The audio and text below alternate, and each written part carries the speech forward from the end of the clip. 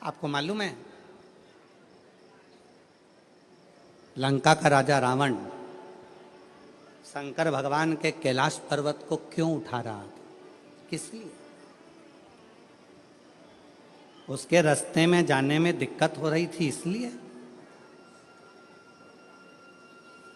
पुष्पक विमान पर बैठकर रावण जा रहा था और कैलाश के ऊपर से विमान उड़ नहीं पा रहा था, तो नीचे आकर खड़ा हो गया और गुस्से में उसने कैलाश पर्वत को उठाना प्रारंभ कर दिया। नहीं,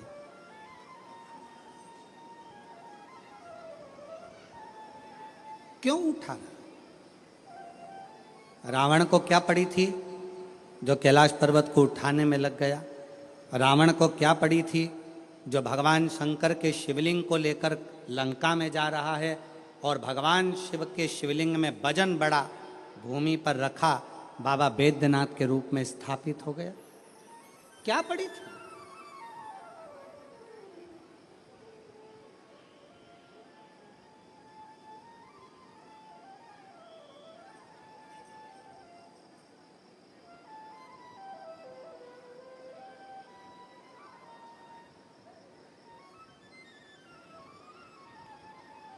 आक्रांताओं ने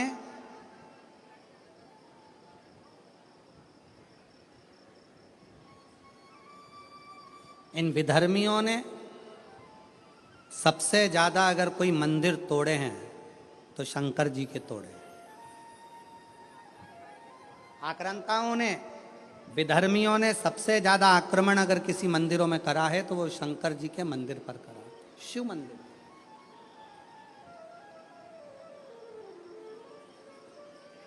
कभी विचार करिएगा, कभी स्मरण करिएगा आप, विचार करिएगा आप कि रावण में ऐसा क्या था कि रावण भगवान शंकर के कैलाश पर्वत को उठाने में लग गया, भगवान शंकर के शिवलिंग को ले जाने में लग गया। आखिर वो कैलाश पर्वत में, वो शिवलिंग में ऐसा क्या है जिसको वो उठाना चाहता है, जिसको वो उठा? क्या है?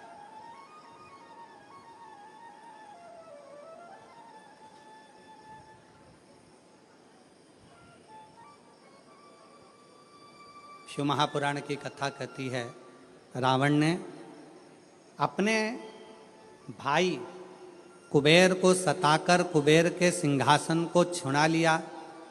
रावण ने अपने भाई कुबेर को सताकर उसका पुष्पक विमान भी ले लिया, पर रावण कुबेर का सिंहासन उठाकर ले गया।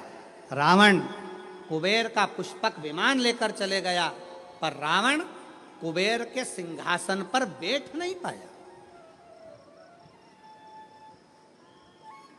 रावण कुबेर के सिंहासन पर, कुबेर की गादी पर बैठ नहीं सका, बैठ नहीं पाया।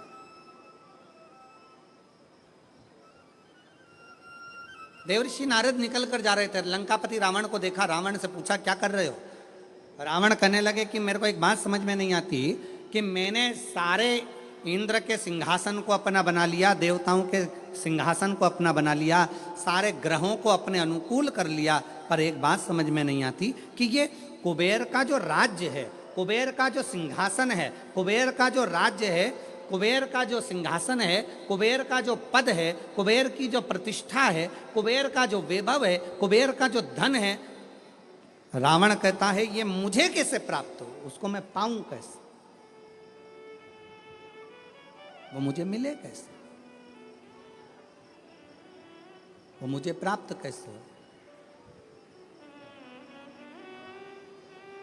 देवऋषि नारद ने कहा, देवऋषि नारद बोले कि रावण, क्या तुमको मालूम है कि कुबेर की सत्ता, वैभव, लक्ष्मी, धन, संपदा कहाँ पर है? रावण ने पूछा, आप बताओ नारद जी की वो सत्ता, वो वैभव, वो पद, वो प्रतिष्ठा कहाँ है? देवऋषि नारद के मुख से निकल गया कि जो कैलाश पर्वत है, जिस पर्वत पर भगवान शंकर विराजमान होते हैं, उस पर्वत के ठीक नीचे कुबेर का पद, कुबेर की प्रतिष्ठा, कुबेर का वैभव, कुबेर की लक्ष्मी, कुबेर का धन, सब कैलाश पर्वत के नीचे है।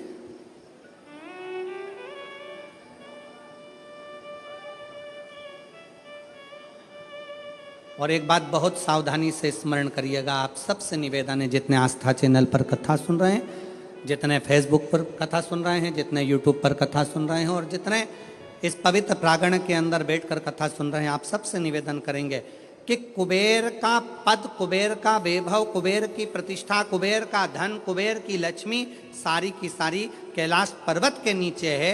अर्थात शंकर भगवान के चरणों में, शंकर भगवान के नीचे ये सारा धन, वैभव, प्रतिष्ठा सब दबी पड़ी हुई है।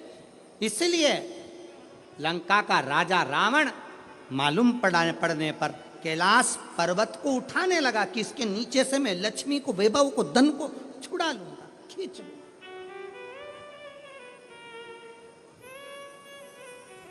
पर वो मिलता नहीं है, पर वो प्राप्त नहीं हुआ, पर वो मिला नहीं। फिर रावण ने विचार करा, रावण ने फिर विचार करा कि अगर ये कैलाश पर्वत नहीं उठ रहा तो मैं समय आने पर लंका में शंकर भगवान को लेकर जाऊंगा। शिवलिंग लेकर जाने लगा तो भी वो शिवलिंग आखिरी में इतना बोझ हो गया, इतना वजन हो गया कि उसको भूमि पर रख दिया, ले जा नहीं सका। मेरी जीजियों, एक बात याद रखना, शंकर भगवान के चरणों में, भगवान शंकर के नीचे, भगवान शंकर के शिवलिंग के नीचे, भगवान शंकर के मंदिर में, शिवालय में, देवालय में, शिव महापुराण में, शंकर के चरणों में स्वयं वैभव, स्वयं लक्ष्मी, स्वयं धन, स्वयं प्रतिष्ठा सदा विराजमान रहती है। जब हम एक लोटा जल शंकर जी को चढ़ाते हैं, उस जल पर हाथ लगाकर थोड़ा सा जल उसमें से झेल कर लाते हैं, अपने घर के दरवाजे पर, दुकान पर, व्यापार पर, व्यवसाय पर, अपने वाहन पर जब हम वो जल छूटते हैं, उस जल को हम छिड़कते हैं, तो ये मान कर चलना कि आज नहीं तो कल एक ना एक दिन ऐसा आएगा कि भगवान के नीचे की चरण की वो लक्ष्मी तुम्हारे घर में प्रवेश जरूर करेगी और एक दिन तुम धनपति, वैभवपति बनोगे, बनोगे।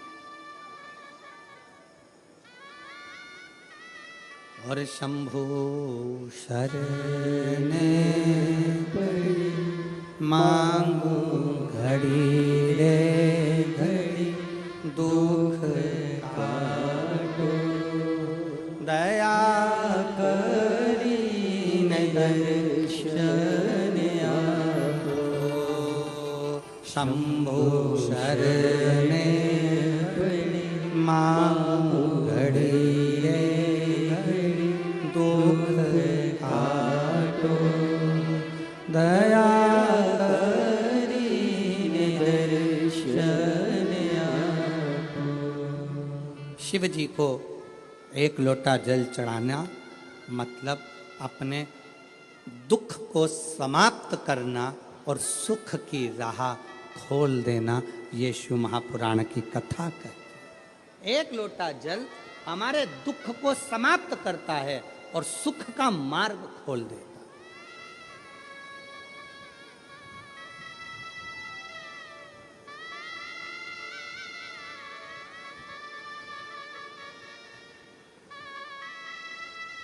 जितने लोग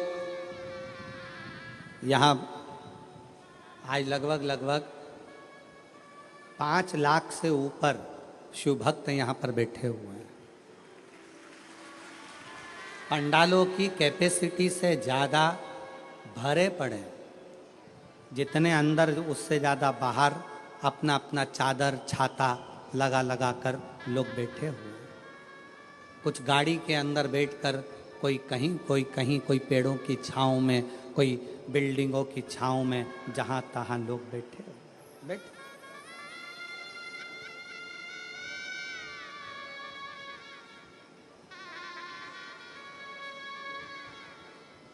अब ईमानदारी से बोलो,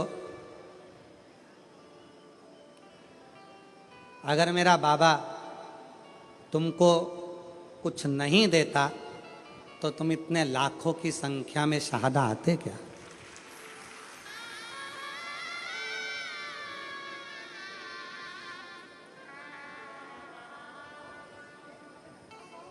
खाली न जाता कोई दर से तुम्हारे, खाली न जाता कोई दर से तुम्हारे।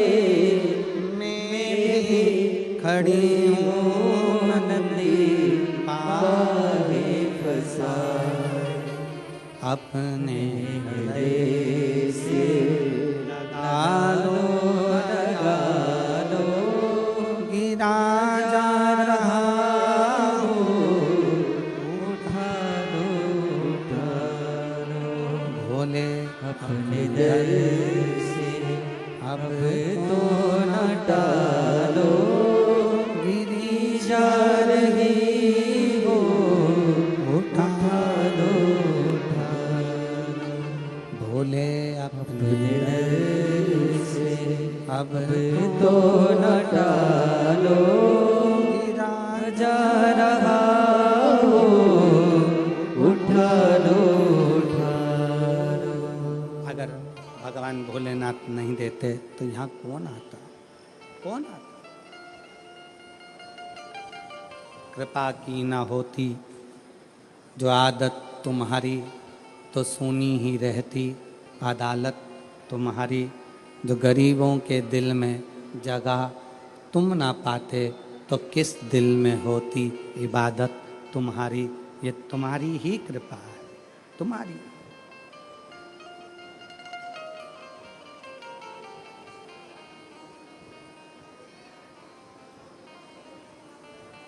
लंका का राजा रावण कैलाश पर्वत को उठा रहा है। क्यों? उसको मालूम है कि इसके नीचे कुबेर का वैभव, कुबेर की सत्ता, कुबेर का आनंद, कुबेर की लक्ष्मी इसी के नीचे है। उठा रहा।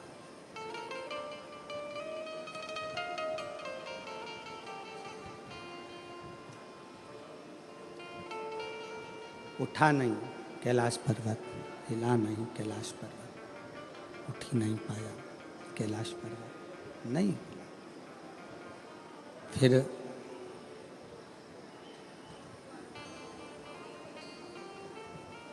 हार गया। जब नहीं उठा, हाथ दब गया, हार गया। फिर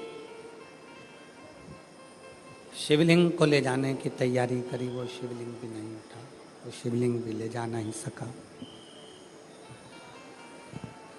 वो शंकर भगवान का शिवलिंग भी ले जा नहीं पाए।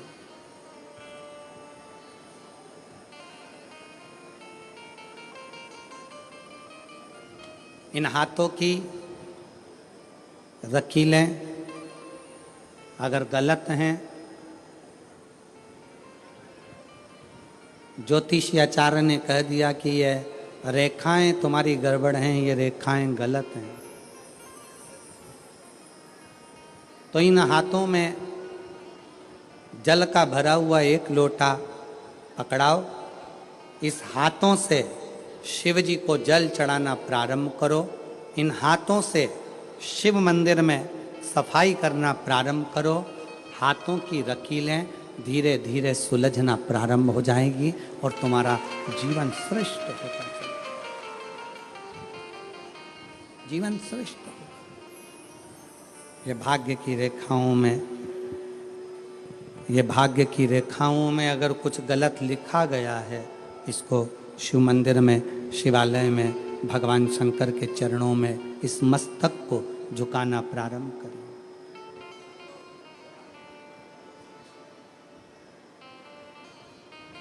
सुलझना प्रारंभ।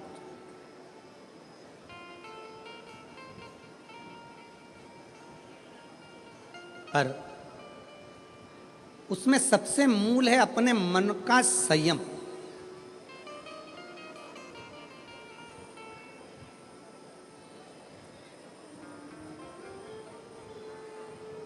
अपने मन का संयम। एक प्रश्न आपसे करेंगे, उत्तर दीजिएगा। एक तरफ शैतान है, राक्षस है, और दूसरी तरफ समुद्र है, आपसे कहा जाए कि इन दोनों में से एक को चुन लीजिए। एक तरफ समुद्र है, दूसरी तरफ राक्षस शैतान है, आप क्या चुनोगे? उत्तर दो। एक तरफ समुद्र है, एक तरफ राक्षस है, शैतान है, वो उधर से बढ़ रहा है, समुद्र की लहरें इधर से बढ़ रही है। आप दोनों में से क्या चुनना पसंद करोगे? क्योंकि इधर भी मरना है, उधर भी मरना है।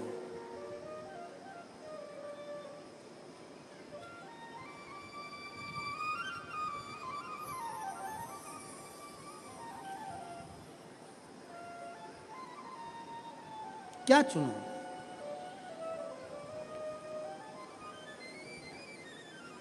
तो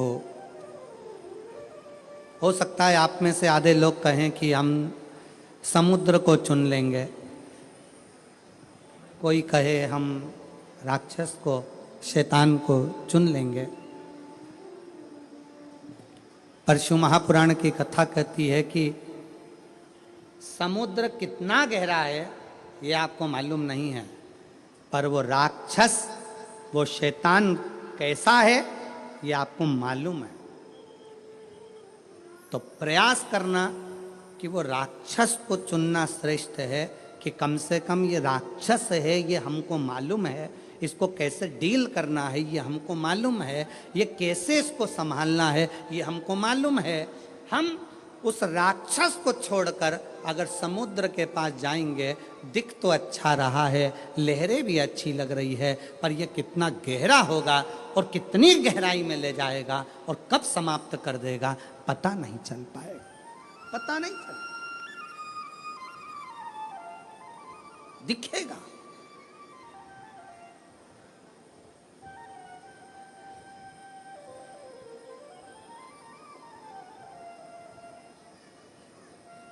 एक बहुत अच्छी कथा आती है। एक गांव का व्यक्ति अपना गांव छोड़ रहा है। क्यों? उसकी फैक्ट्री थी, बिक गई, उसका व्यापार था, बंद हो गया, परिवार वाले भी उसको चोट दे दी, परेशान कर दिया।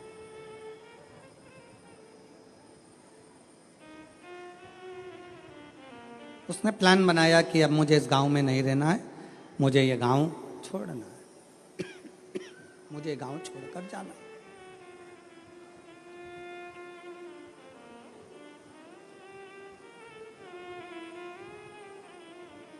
पूरा फैक्ट्री बेच दिया, घर बेच दिया, जमीन बेच दी, सब कुछ बेचकर धन एकत्रित करा, घोड़े पर बैठ गया, घोड़े पर बैठकर और सब बेचकर परेशान होकर वहां से चल दिया। 60 किलोमीटर दूर दूसरा गांव था, वहां पहुंच गया। गांव में जाकर देखा तो गांव के लोग आम के पेड़ के नीचे, पीपल के पेड़ के नीचे बैठे हुए हैं, बातचीत कर रहे हैं, सब आपस में बातें कर रहे थे। इस व्यक्ति ने अपना घोड़ा रोका, घोड़ा रोककर नीचे उतरकर उनके पास जाकर बैठा और बैठकर उसने पूछा, भैया एक बात पूछना चाहता हूं, क्या आप मुझे बताओगे? बोलो क्या बात पूछना है, क्या पूछना चाहते हो? भैया ये बताओ यहां के लोग कैसे?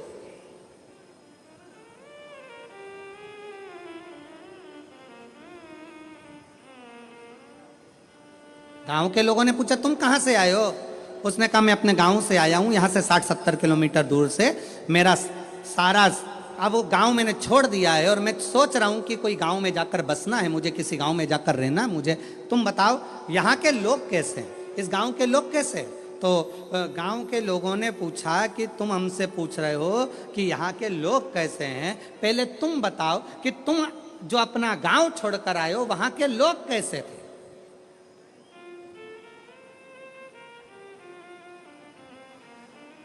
उस व्यक्ति ने कहा वहां हमारे गांव के लोग इतने दुष्ट, पक्के रावण, कंस की औलाद, इतने गंदे, इतने गंदे, पूछो मत। झूठ, प्रपंच, बेईमानी, छल सब उसमें भरा हुआ है। अच्छा, हाँ, अब आप बताओ आपके गांव के लोग कैसे हैं? तो उन्होंने कहा भैया तुम जो बोल रहे हो बिल्कुल वैसे की वैसे ही हमारे गांव के लोग भी हैं। अब उसने मन में सोचा कि अपना गांव का सामान बेच कर आया और यहाँ के लोग भी ऐसे ही हैं, तो क्या मतलब यहाँ रहने से, और आगे बढ़ा। 200 किलोमीटर दूर आगे जाने पर फिर एक गांव में पहुंचा। एक गांव में पहुंचा तो वहाँ पर लोग बैठे हुए थे, बातचीत कर रहे थे। ये उतर कर फिर गया। इसने जाकर पूछा क्यों भैया क्या बात है? गांव के लोगों ने पूछा तुम कौन हो? मैं 200 किलोमीटर दूर मेरा गांव था, सब कुछ बेचकर मुझे बसना है, कोई अच्छा गांव ढूंढ रहा हूं। अच्छा, तो अब ये बताओ कि आपके गांव के लोग कैसे हैं? उसने कहा हमारे गांव के लोग, हाँ पहले ये बताओ कि तुम्हारे गांव के लोग कैसे थे? घोड़े पर बैठा हुआ व्यक्ति ने कहा मेरे गांव के लोग, हाँ। उसने विचार करा, अभी पहले वालों को बताया ऐसा ऐसे थे, इसने आप अपनी बात को पलट दिया और यहां पर बोला मेरे गांव के लोग एकदम संत तुकाराम जैसे, मेरे गांव के लोग एकदम संत नामदेव जी जैसे, मेरे गांव के लोग मीराबाई जैसे, मेरे गांव के लोग तुलसीदास जैसे, मेरे गांव के लोग तो इतने धर्मात्मा, इतने पुण्यात्मा, इतने भजन करने वाले, इतना कीर्तन करने वाले, इतना मंत्र जाप करने वाले, मेरा गांव का लोग इतना सत्यवादी, पूछो मत। इतने में फिर इसने पूछा अब बताओ तुम्हारे गांव के लोग कैसे हैं? तो सारे गांव वाले एक जैसे बोले बस हमारे गांव के लोग भी तुम जैसा बता रहे हो ना बिल्कुल वैसे की वैसे ही है। हमारे गांव के लोग भी धर्मात्मा है, हमारे गांव के लोग भी पुण्यात्मा है, हमारे गांव के लोग भी सत्कर्मी हैं, हमारे गांव के लोग भी संत तुकाराम जी जैसे हैं, हमारे गांव के लोग भी संत नामदेव जी जैसे हैं, हमारे गांव के लोग भी मीराबाई जैसे हैं। तब उस व्यक्ति के दिमाग में आया कि ये बिल्कुल सत्य है। आप कितने भी गांव बदल लो, आप अपनी कितने भी घर बदल लो, आप अपने रिश्तेदार को छोड़कर दूसरे शहर में जाकर बस जाओ, तुम जैसे होगे वैसे ही दुनिया के लोग मिलेंगे। आप अच्छे हो तो दुनिया अच्छी मिलेगी। कितने बदलोगे? शहादा छोड़ा पूना चले गए, पूना छोड़ा मालेगांव चले गए, मालेगांव छोड़ा लातूर चले गए, लातूर छोड़ा नागपुर चले गए, नागपुर छोड़ा मुंबई चले गए, और वहां पर भी जाकर के हम तो जैसे थे, हमारे गांव के लोग जैसे पहले थे, जैसे हमारे आसपास के लोग ईर्ष्या रखते थे, जैसे हमारे गांव के लोग वैसा करते थे, वैसे की वैसे यहाँ मिल रहा है। उसका कारण क्या है? ना शहादा बुरा है, ना मालेगांव बुरा है, ना पुणे बुरा है, ना नागपुर बुरा है, ना भोपाल बुरा है, ना इंदौर बुरा है। बुरा कौन है? हमारी सोच कि हम दिन भर एक दूसरे में बुराइयां ढूंढते रहते हैं। मेरा पड़ोसी ऐसा, मेरा रिश्तेदार वैसा, मेरा देवर ऐसा, मेरी देवरानी ऐसी, मेरी जेठानी ऐसी, मेरा परिवार ऐसा, मेरा कुटुंब ऐसा, मेरा कबीला ऐसा। हम दिन रात अपने गांव में रहकर, अपने घर में रहकर भी हम दिन भर बुराई ढूंढते थे। तो तुम अच्छे से अच्छे बंगले में जाकर रह लो, वहां भी तुमको बुराई ही मिलेगी। तुम अच्छे से अच्छे 5 स्टार होटल में रह लो, वहां पर तुमको बुराई ही मिलेगी। और जब तुम्हारी आदत हो गई छोटे से घर में भी अगर तुम दिल बड़ा रखकर प्रेम के साथ रहते हो ना, तो तुम जहाँ रहोगे ना वहाँ पर भी तुमको आनंद की अनुभूति होती रहेगी, प्रसन्नता मिलती रहेगी वहाँ पर।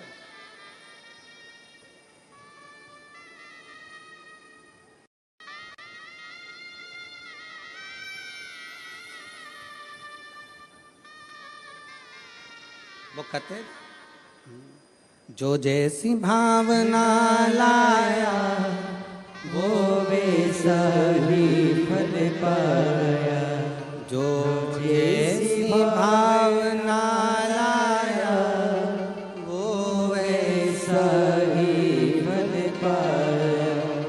नहीं खाली उसे लौटाया, वो मन ही मन हर्षाया।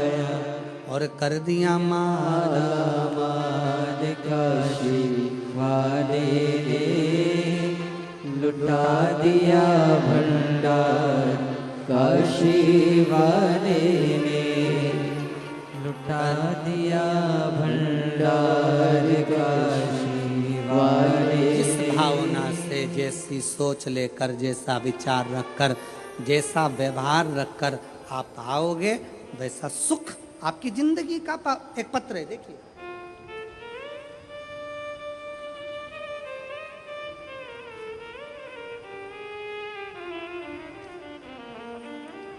मेरा नाम ललिता परमेश्वर पाटोले, मैं नासिक महाराष्ट्र से हूँ।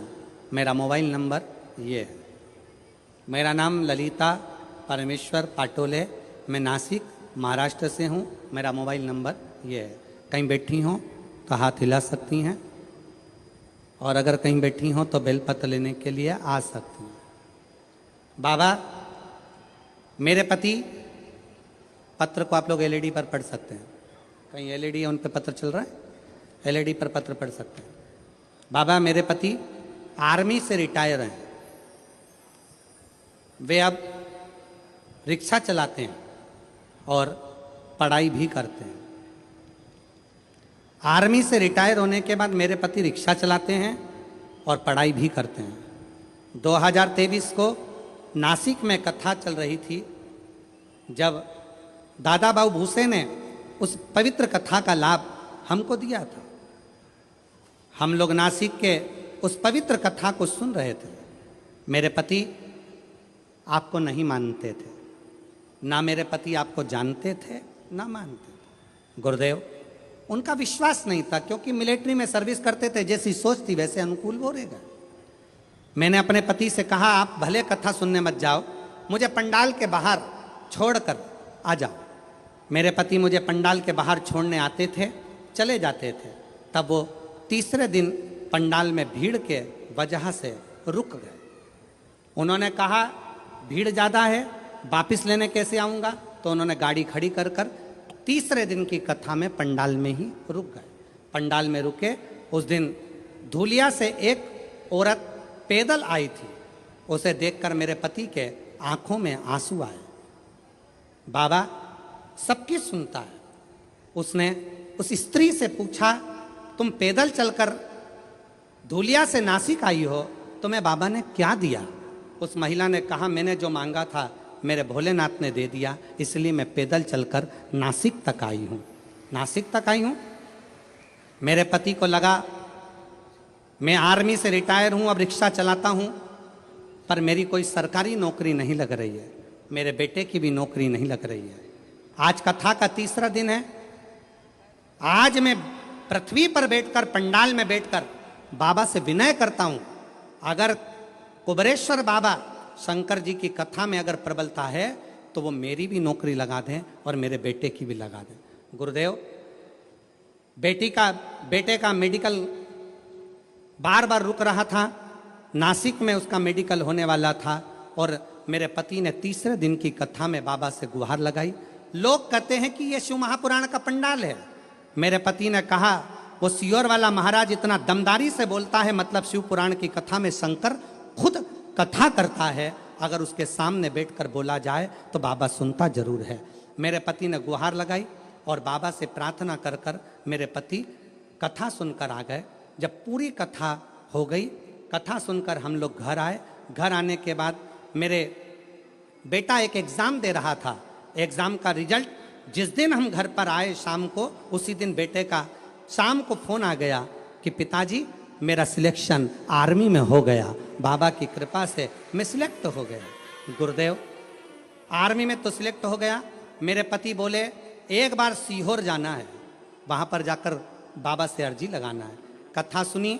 15 दिन बाद सीहोर पहुँच गए। सीहोर में कंकर शंकर की पूजन कर कर कहा, बाबा तूने मेरे बेटे की तो नौकरी लगा दी, बस मैं बचा हूँ, आर्मी से रिटायर हुआ हूँ, रिक्शा चलाता हूँ, तू मेरी और नौकरी लगा दे। बाबा की ऐसी कृपा हुई कि बाबा की कृपा से आज ऐसी करुणा, सीहोर से आने के बाद 3 महीना भी पूरा नहीं हुआ और बाबा की कृपा से मेरा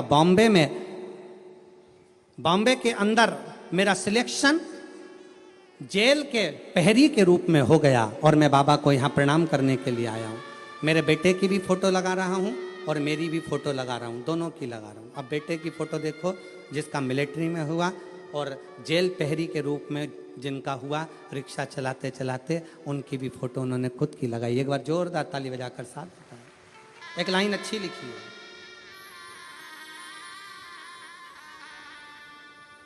बोलो जरा लाइन को आप लोग बोलो एलईडी पर पढ़ के।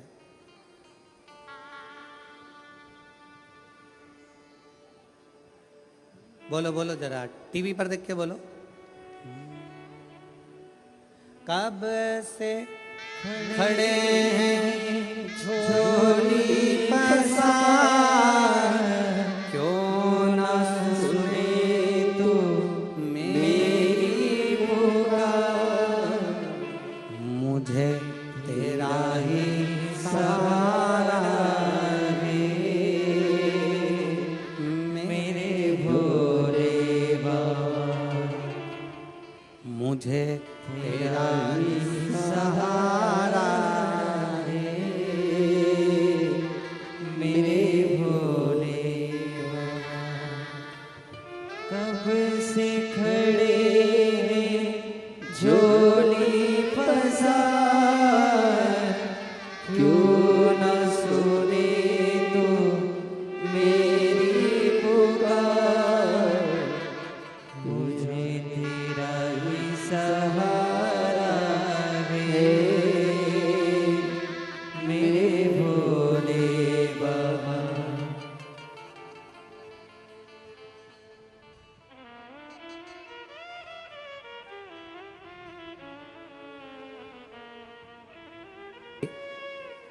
पुनः वापिस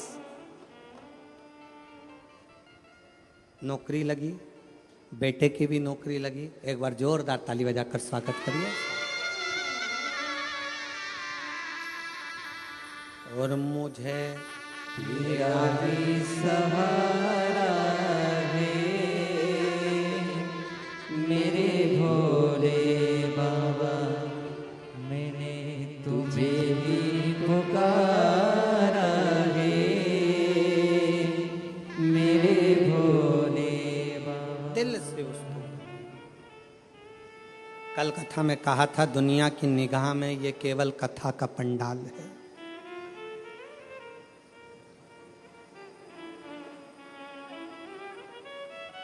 दुनिया की निगाह में केवल ये शिव महापुराण की कथा का पंडाल है, पर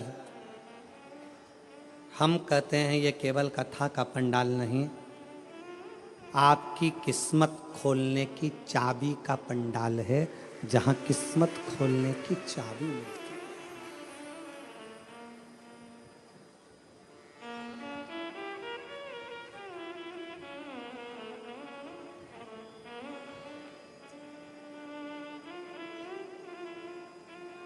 और मुझे तेरा ही सहारा है मेरे भोले बाबा। शंकर भगवान के शिवलिंग के नीचे का स्थान कुबेर का होता है, शंकर भगवान के कैलाश के नीचे का स्थान कुबेर की लक्ष्मी का होता है। इसलिए प्रत्येक शिवालय में तुम्हारे घर में अगर छोटा सा भी शंकर का शिवलिंग है, तुम्हारे घर में अगर छोटा सा भी मट्टी का, पत्थर का, लकड़ी का, पीतल का, तांबे का, स्फटिक का, पारद का, जिसका भी तुम्हारे घर में अगर छोटा सा भी अगर शिवलिंग है, तो तुम्हारे घर में जहां शिवलिंग रखाता है, समझ लेना वहां लक्ष्मी बढ़ती चली जाती है, लक्ष्मी कम नहीं हो सकती, बढ़ेगी।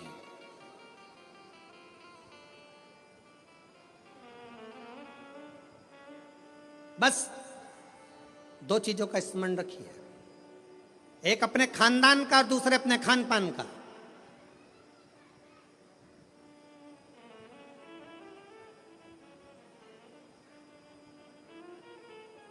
आपको मालूम है,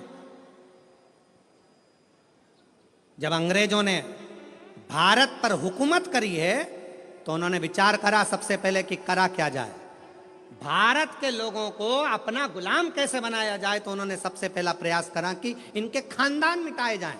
जो राजसी खानदान थे, जितने जितने राजा हुआ करते थे, उन राजाओं के रजवाड़ों को, उन राजाओं के घरानों को तोड़ने का प्रयास किया गया। पहले खानदान तोड़े हैं, और जब राजाओं के खानदान नहीं टूट पाए, जब राजघराने नहीं टूट पाए, फिर इन्होंने खान पान तोड़ा। खान पान क्या? गलत तरह का भोजन विदेश से बुलाते थे और भारत के लोगों को वो गलत तरह का भोजन कराते थे। भारत में रहने वाला सनातनी कभी भी नॉनवेज छूता नहीं था। भारत में रहने वाला भारतीय सनातनी कभी भी मांस का सेवन नहीं करता था, गलत व्यसन का सेवन नहीं करता था। वो तो ये अंग्रेजों ने तुमको गुलाम बनाने के लिए जब खानदान नहीं तोड़ पाए तो खान पान को तोड़ा है, तुम्हारे खाने का तरीका बदल दिया, तुम्हें वेज से नॉन वेज बना दिया, तुम्हें ले जाकर गलत भोजन में लगा दिया, गलत भोज।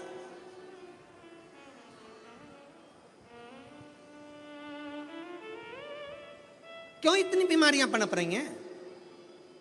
इतनी बीमारियां होने का कारण क्या है? और देखो, प्रकृति अपना रंग दिखाती है। जिन जिन देशों में जिंदा जिंदा जीवों को तलकर तड़फा तड़फा कर मारते हैं, उन देशों की हालत आज देख लो कि ऐसा भूकंप आया कि बिल्डिंगें धाती चली गई और कितने लाख कितने लोग उस बिल्डिंग में दब दब के मर गए। लोगों को मालूम तक नहीं है कि कितने मर गए, कितने मरे।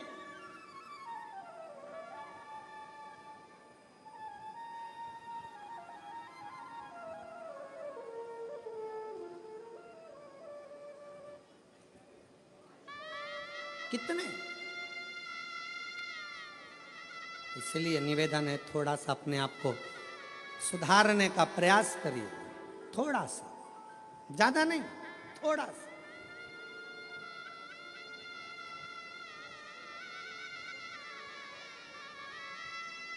जो गलती हो गई, अभी तक जो गलती कर ली, उस गलती को अब छोड़ने का प्रयास करो। मदिरा के नशे में हो, मदिरा छोड़ने का प्रयास करो। गलत भोजन के चक्कर में हो, छोड़ने का प्रयास करो।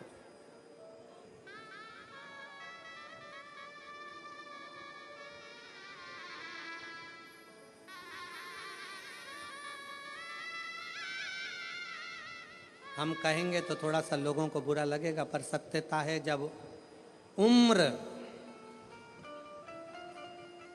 और कमर,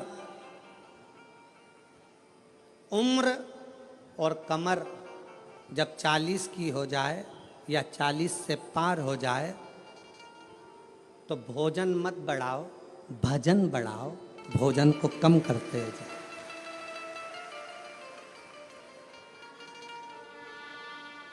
जम के बोलो जरा, क्या? उम्र और, अरे अरे अच्छे से बोलो, उम्र और कमर जब 40 की हो जाए तो भोजन की मात्रा नहीं बढ़ाना है, भजन की मात्रा बढ़ाना है। भोजन की मात्रा कम करो और भजन की मात्रा को बढ़ाते चलो, बढ़ाते चलो। विठल विठल विठला, बढ़ा।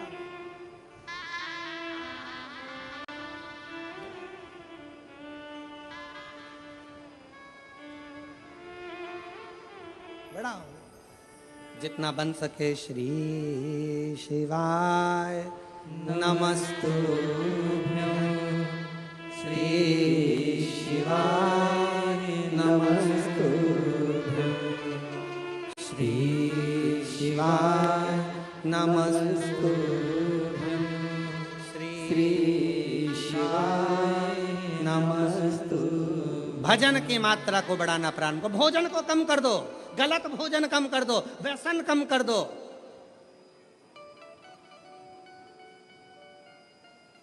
गलत विचार कम कर दो, गलत सोच कम कर दो।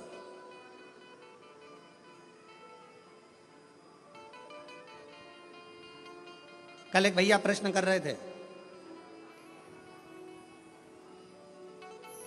गुरुजी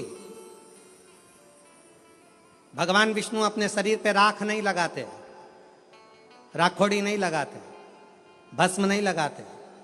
भगवान ब्रह्मा अपने शरीर पर राख नहीं लगाते, भस्म नहीं लगाते, राखोड़ी नहीं लगाते। इंद्र नहीं लगाते। 33 कोटि देवता कोई अपने शरीर पर राख नहीं लगाता, भस्म नहीं लगाता। केवल शंकर जी क्यों लगाते? हमने उससे कहा, इतनी सी बात तो तू तेरे घर वालों से पूछ लेता कि बर्तन को राख से क्यों मांजा जाता है। बोलो दी जी हो, जम के बोलो। बर्तन अच्छा है, साफ है, तो तुम उसको राख से मांजोगी क्या? जम के बोलो जरा। नहीं। बर्तन अच्छा है, साफ है, तो उसको आप राखोड़ी से मांजोगी, साफ करोगी? नहीं। बर्तन को राख से कब मांजा जाता है? जब उसमें थोड़ी सी झूठन लगने लगे तो बर्तन को राख से साफ किया जाता है। मेरे शंकर भगवान ने सबको प्रेरणा दी है कि लोभ, आसक्ति, तृष्णा, वासना और ये अपनों की झूठन जब अपने पर लगने लगे तो तन पर थोड़ी सी भस्म चढ़ा लेना चाहिए, तो ये झूठन दूर होती चली जाती है। ये झूठन दूर हो। ये संसार की झूठन है। ये लोभ, ये तृष्णा, ये आसक्ति, ये वासना, ये नाते, ये रिश्ते, ये कुटुंब, ये कबीले, ये वो झूठन है जो हमारे शरीर से लगती चली जाती है, लगती चली जाती है। इसको दूर करो।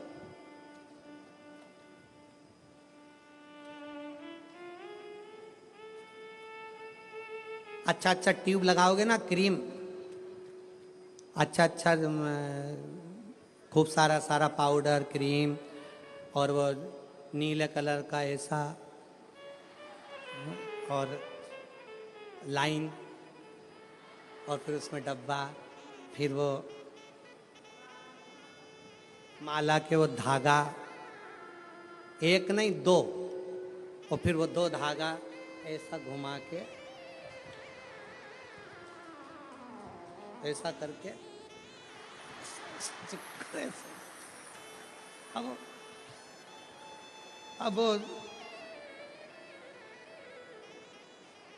अब तुमने जितना क्रीम लगाया है, तुमने जितना स्नो लगाया है, तुमने जितना पाउडर लगाया है, ईमानदारी से बोलो, इतना क्रीम पाउडर लगा के तो लोग तुम्हारे पास में आएंगे ही आएंगे। बोलो सही है कि गलत है? आएंगे।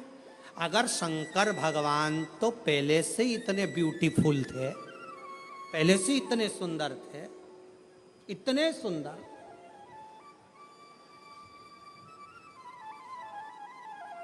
वो कहते हैं ना भोलेनाथ ब्यूटी फूल।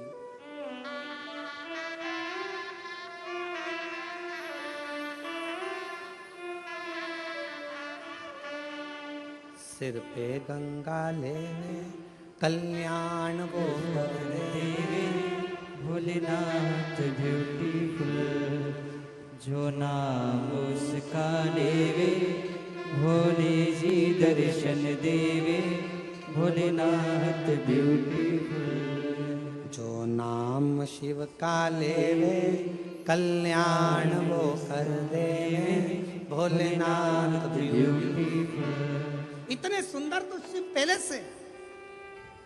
और अगर भगवान शंकर मालूम पड़े और थोड़ा बहुत पेंटिंग पेंटिंग करके बैठ जाते तो ईमानदारी से बोलो 33 कोटि देवताओं के यहाँ जितनी देवियां हैं वो सब शंकर भगवान के चरणों के सम्मुख में बैठी रह जाती। सारी देवियां, सारी देवियां।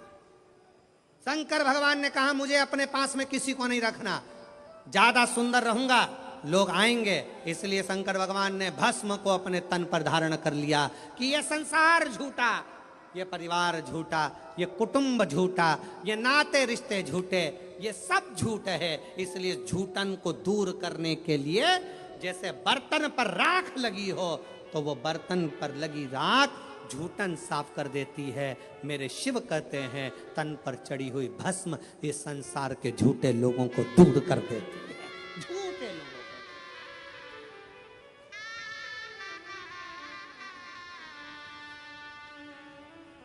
जो नाम शिव का ले कल्याण जी दर्शन देवे, भोलेनाथ ब्यूटीफुल। शिव स्वयं तन पर भस्म धारण करते हैं, स्वयं।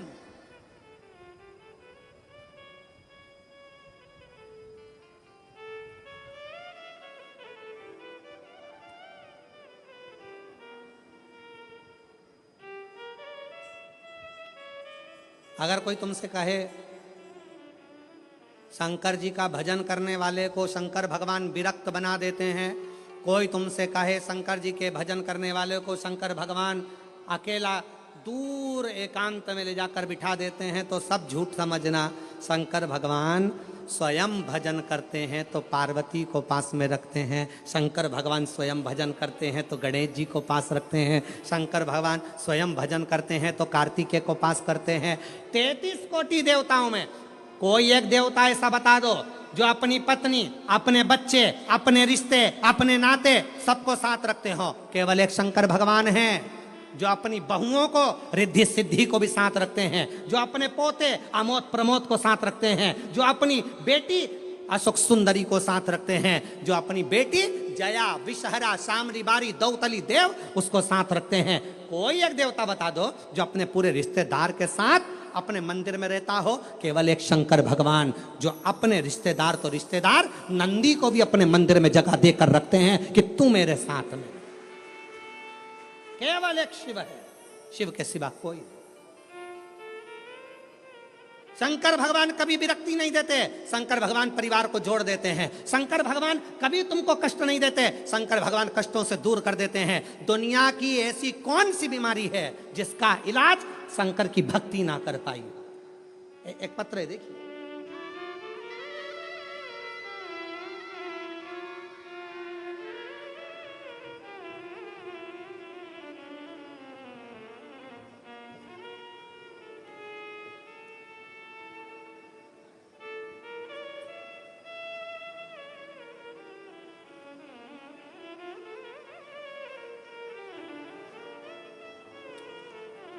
मेरा नाम गायत्री केशव केदारे है। मेरा मोबाइल नंबर ये है, गांव तेमबाहरा,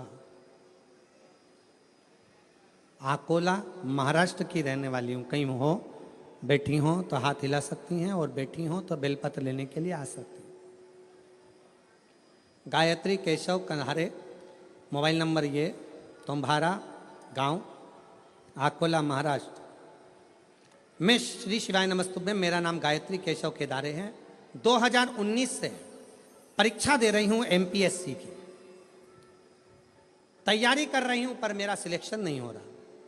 तब पहली बार अपने रिश्तेदारों के कहने पर मैंने टीवी पर आपके बारे में सुना और मैंने शंकर जी की 1 लोटा जल चढ़ाना प्रारंभ किया।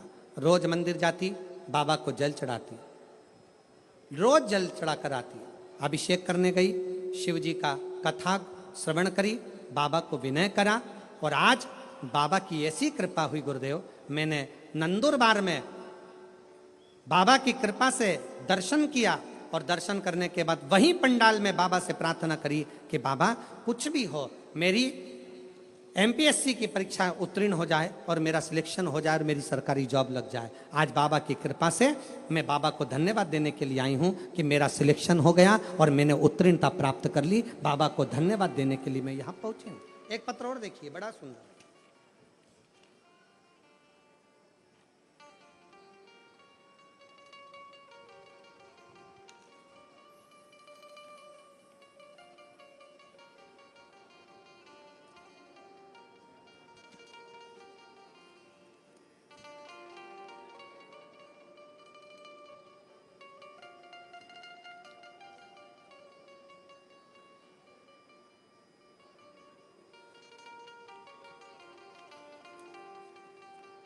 मेरा नाम मंगला मणिलाल चौधरी है। मैं एड्रेस जरा आप लोग पढ़ लिया करो। मैं तहाड़ी तहसील शाहदा, जिला नंदुरबार में रहती हूँ। मेरा मोबाइल नंबर ये है। मुझे गर्भाशय में कैंसर की बीमारी सितंबर 2024 में थी। मैंने शुरुआत में नासिक के ट्रीटमेंट भी लिया, ऑपरेशन भी किया, फिर बाद में पूना का ट्रीटमेंट ली। मुझे बहुत तकलीफ होती थी। मैंने आपकी कथा के बारे में सुना, कैंसर कम नहीं हो रहा था, कैंसर बढ़ रहा था। तब कथा के बारे में सुना और भोले बाबा के ऊपर उनकी शरण में जाना प्रारंभ करा, क्योंकि आप कहते हो सारी समस्या का हल 1 लोटा जल, सारी समस्याएं मिट जाती है। तो मैंने ऑपरेशन से पहले जब दूसरा ऑपरेशन की बारी आई तब नासिक में शिवालय में जाकर भोले बाबा को श्रद्धापूर्वक भोलेनाथ जी के ऊपर जाकर जल चढ़ाया, उनको बीमारी का इलाज करेंगे बाबा, आप ही मेरा ऑपरेशन करोगे और आप ही संभालोगे। बाबा से विनय करा, रुद्राक्ष का जल शिव जी को चढ़ाकर पीना प्रारंभ किया। बाबा की ऐसी कृपा हुई, अब भोले बाबा की कृपा से मैं कैंसर की बीमारी से मुक्त हो गई हूं और मेरा रिपोर्ट भी नील में आ गया है। मैं बाबा को यहाँ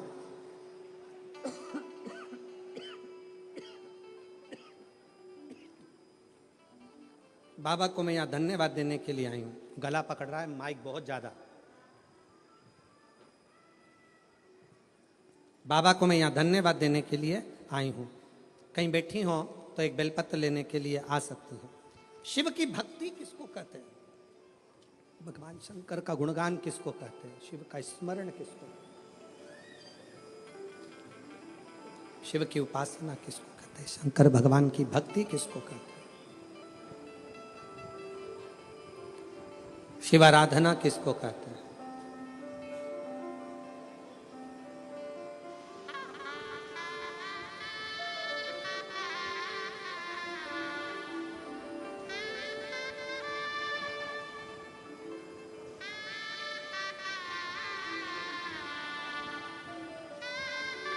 आप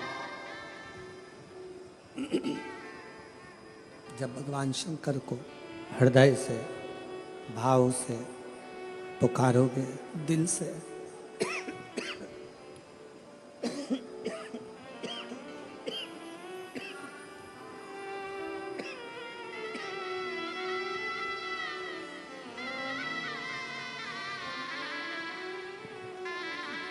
आप जब भगवान शंकर को दिल से, भाव से पुकारोगे, शिव स्वीकार करेगा, शंकर स्वीकार करेगा। केवल एक विश्वास के साथ, एक भरोसे के साथ, एक दृढ़ता के साथ शिव की स्तुति करिए, शंकर के भजन करिए, शंकर का स्मरण करिए।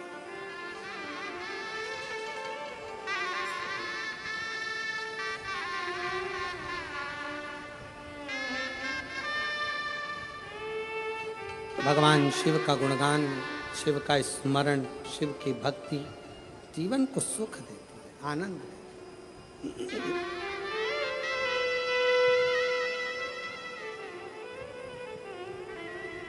कोई कहे आपसे कि शंकर भगवान विरक्ति दे देते हैं, नहीं, शिव तोड़ते नहीं है, शिव जोड़ते हैं, जोड़ते हैं।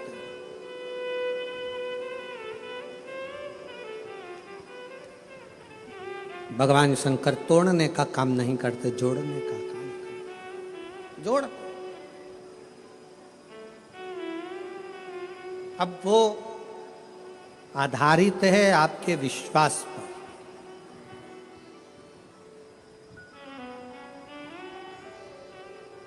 वो आधारित है आपके भरोसे पर, वो आधारित है आपकी दृढ़ता पर।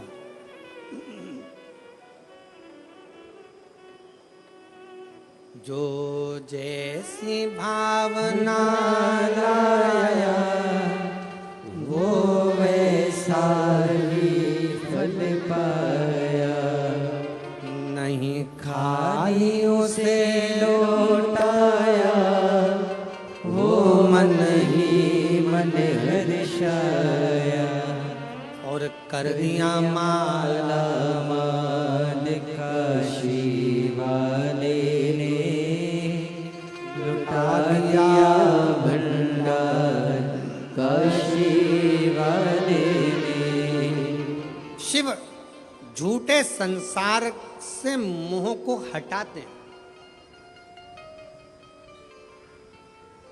कोई ने कहा शंकर भगवान विरक्ति देते, किससे विरक्ति? सावधान होकर सुनिएगा जरा, किससे विरक्ति? शंकर भगवान आपको किससे दूर करेंगे? जो आपका अहित चाहता है, जो दिखने में तो आपके करीब में होगा, जो दिखने में तो आपके नजदीक में होगा, दिखने में तो आपसे प्रेम स्नेह की वाणी बोलेगा, बात करेगा, पर अंदर ही अंदर वो आपसे ईर्ष्या कर रहा होगा। ऐसे ईर्ष्या करने वाले से मेरा शिव तुम्हें दूर करता चलेगा। आजा दूर। ऐसा ही फल पाया जो जैसी भावना लाया, वो वैसा ही फल पाया। नहीं खाली उसे लौटाया, वो मन ही मन हर्षाया। आप जितना जितना कोई कहे शंकर विरक्ति किससे विरक्त कर देते हैं, किससे दूर कर देते हैं, तो कहा जो आपके लिए घातक है, जो आपके लिए दुखदाई है, जो आपके लिए कष्टप्रद है, शिव उसको दूर कर देते हैं। माल काशी वाले ने लुटा दिया भंडार, काशी वाले ने कर दिया माला माल, काशी वाले ने कर दिया माला माल, काशी वाले ने। शिव की आराधना आपको सुख दे, सुख।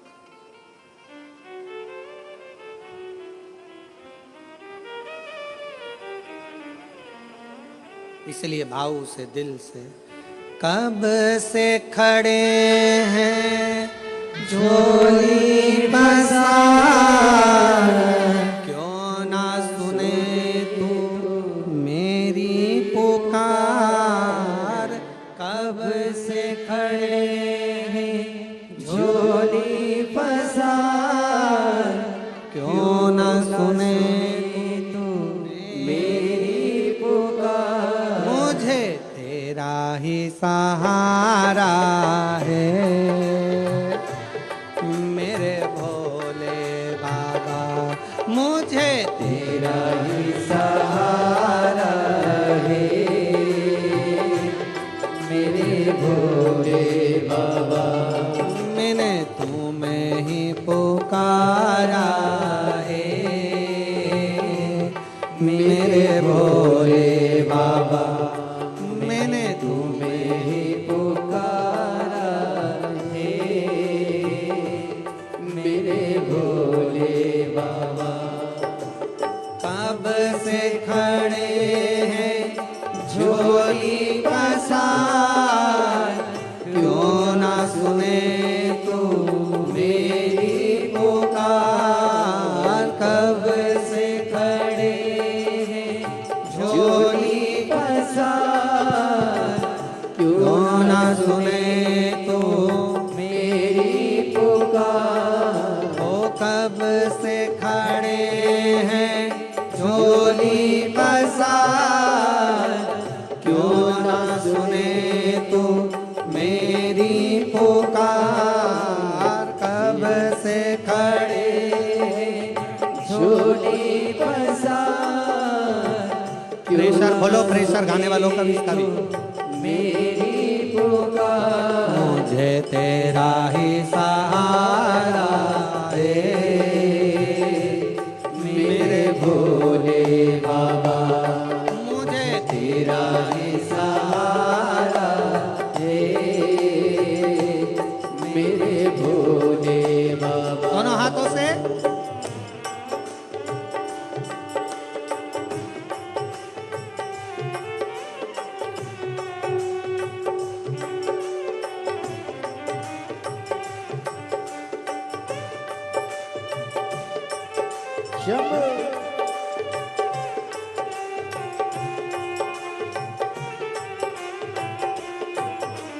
जय हो।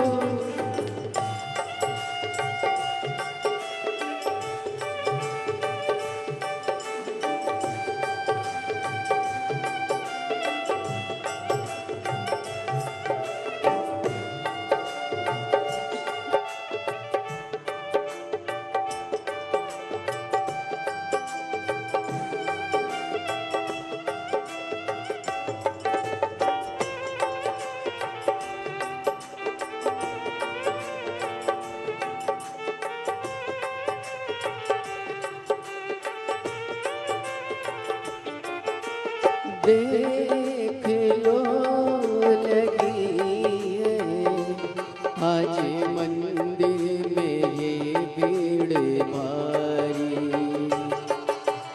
देख लो लगी है आज मंदिर में ये भीड़ भारी। दर्शनों की खाते आए हैं लाखों नर और नारी। दर्शनों के खाते आए हैं लाखों नर और नारी।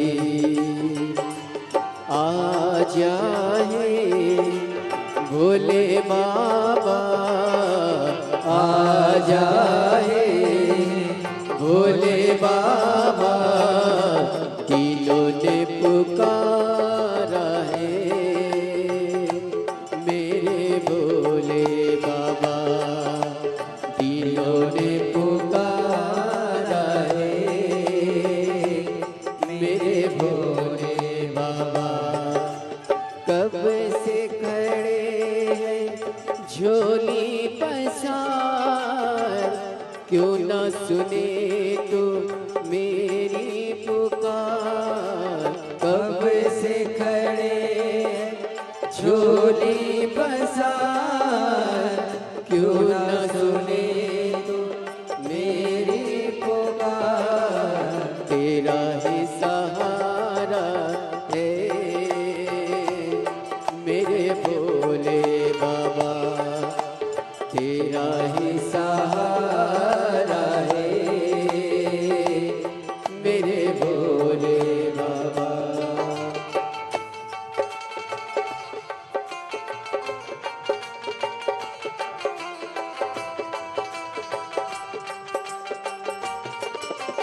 शंभो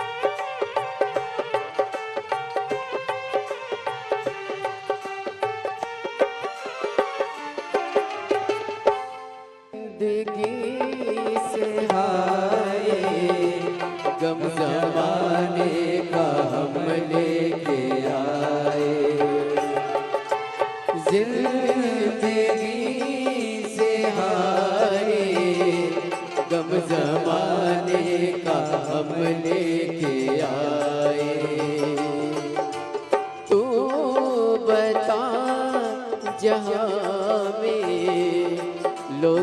अपने हुए क्यों पराए।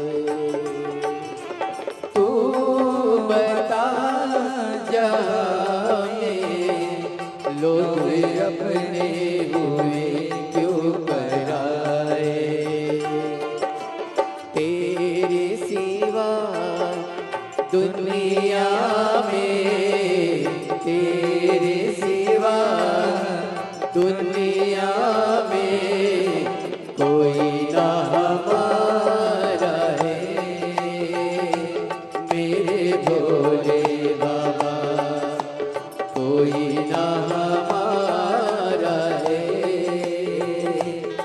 मेरे भोले बाबा कब से खड़े झोली पसार, क्यों न सुने तू मेरी पुकार। कब से खड़े झोली पसार, क्यों न सुने तू मेरी पुकार। तेरा ही सहारा है मेरे भोले बाबा, मुझे तेरा ही सहारा है मेरे भोले बाबा। मैंने तुम्हें ही पुकारा है मेरे भोले बाबा। मैंने तुम्हें ही पुकारा है मेरे भोले बाबा। मैंने तुम्हें ही पुकारा है मेरे भोले बाबा।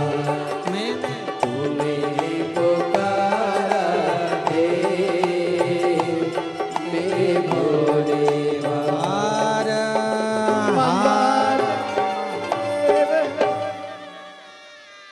अपने स्थान पर बैठकर भगवान देवाधिदेव महादेव से अपने हृदय की बात दिल से बाबा को प्रार्थना करिए, निवेदन करिए, विनय करिए, बाबा को अपना हृदय का भाव व्यक्त करिए। जहाँ जगह मिले वहाँ बैठकर भगवान शिव जी को अपने मन का भाव कहिए, हृदय से अपनी बातों को कहिए और दिल से बाबा को प्रार्थना करिए, विनय करिए, निवेदन करिए।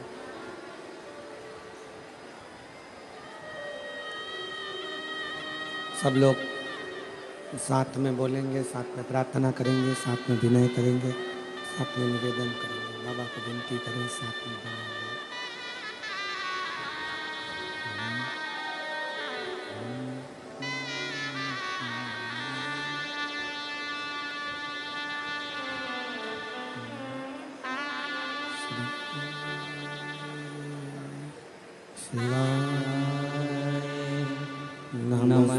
नमस्तुभ्यं श्री शिवाय। नमस्तुभ्यं श्री शिवाय। नमस्तुभ्यं श्री शिवाय। नमस्तुभ्यं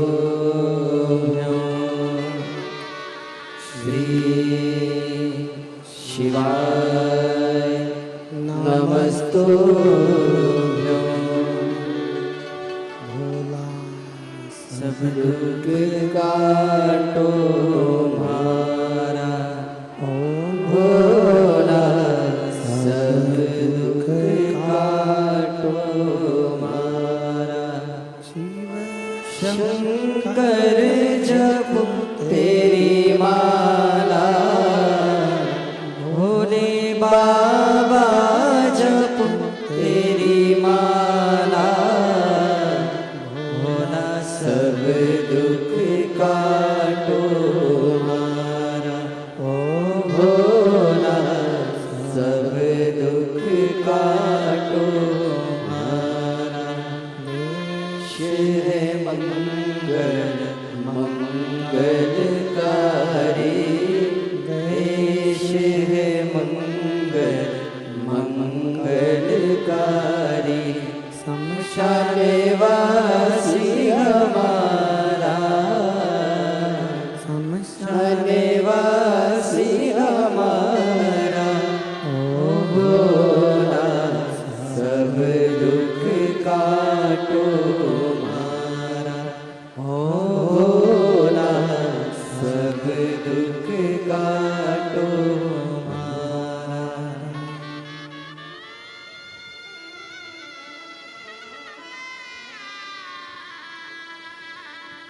देव ऋषि महादेव भगवान शिव ओघरदानी त्रिकालदर्शी कैलाशी अविनाशी भगवान शंकर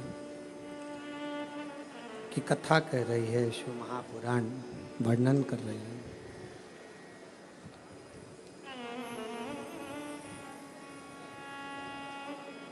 शिव अपने नज़दीक में जो गलत गलत लोग रहते हैं उनको मेरा शंकर भगवान दूर करते चले जाता है।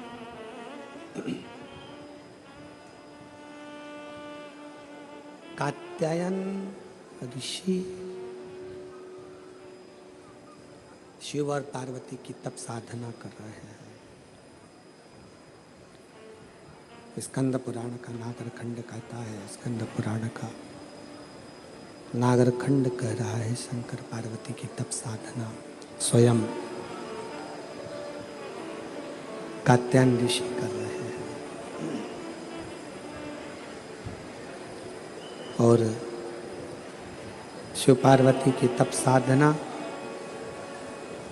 कात्यायन ऋषि ने जब करी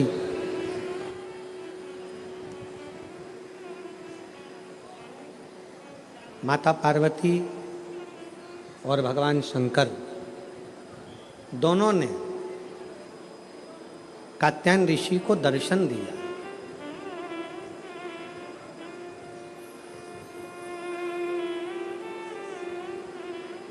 शिव जी ने भी दर्शन दिया और माता पार्वती जी ने भी दर्शन दिया। माँ जगत जननी जगदम्बा दुर्गा भवानी ने भी दर्शन दिया। दोनों ने दर्शन दिया। पूछा क्या चाहिए तुमको, क्या दिया जाए, क्या प्रदान किया जाए, बोलो क्या देती हो। कात्यायन ऋषि सबसे पहला वचन कात्यायन ऋषि ने भगवान शंकर और पार्वती जी से कहा कि मेरा ये जन्म और मरण का प्रपंच छूट जाए। स्कंद पुराण का नागरखंड रिटर्न की आवाज क्लियर करो और थोड़ा प्रेशर अंदर का बढ़ाओ। नागरखंड स्कंद पुराण का कहता है, नागरखंड वर्णन करता है स्कंद पुराण का कि कात्यायन ऋषि ने भगवान शिव जी से केवल जन्म और मरण का ये जो प्रपंच है इससे छूटना चाहा। इससे मुक्ति कैसे मिले, इस जन्म और मरण के प्रपंच से हम छूट कैसे जाए, जन्म और मरण के इस प्रपंच से हमारा छुटकारा कैसे हो, इससे छूटे कैसे। तो कहा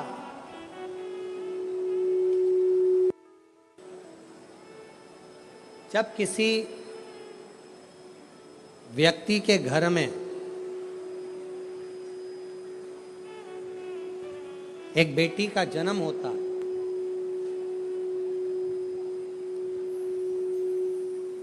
और बेटी की किलकारी, बेटी के पाँव की खनक, बेटी के किलकारी पाँव की खनक, बेटी के चरण जब किसी के घर के अंदर आते हैं और यदि शिव कृपा से, भगवान की करुणा से, भगवान की दया से माता पिता उस बेटी की परवरिश कर कर उसका कन्यादान अगर कर देते हैं तो उस माता पिता का भी अगला जन्म नहीं होता, वो इस जन्म और मृत्यु के प्रपंच से छूट गए। अब इससे सरल क्या हो सकता है, जरा विचार करिएगा जरा। बहुत सावधानी से इस कथा का स्मरण करिएगा, बहुत ध्यान से सुनिएगा कि बड़े बड़े तपस्वी तप करने जा रहे हैं, साधना वाले साधना करने जा रहे हैं, उपासना वाले उपासना करने जा रहे हैं, व्रत वालों ने व्रत रखा, साधना वालों ने साधना करी, तपस्या वालों ने तपस्या करी, और कंदराओं में बैठकर कोई संत बन गया, कोई साधु बन गया, कोई तपस्वी बन गया, कोई साधक बन गया, कोई उपासक बन गया। किस लिए? कि हम जन्म और मरण के प्रपंच से छूट जाएं। पर शंकर भगवान ने माता पार्वती की साक्षी में कात्यायन ऋषि से कहा कि जब किसी गृहस्थी के घर में एक बेटी का जन्म होता है और उस बेटी की परवरिश जब माता पिता करते हैं, बेटी के किलकारी जिसके घर में गूंजती है और बेटी के चरण जिसके घर में पड़ते हैं, और बेटी का जब कन्यादान होता है तब माता पिता फिर कोई जन्म नहीं लेते, वो माता पिता परमात्मा की शरणागति का सुख भोगते। अब इसमें सबसे ज्यादा जरूरी चीज कौन सी है?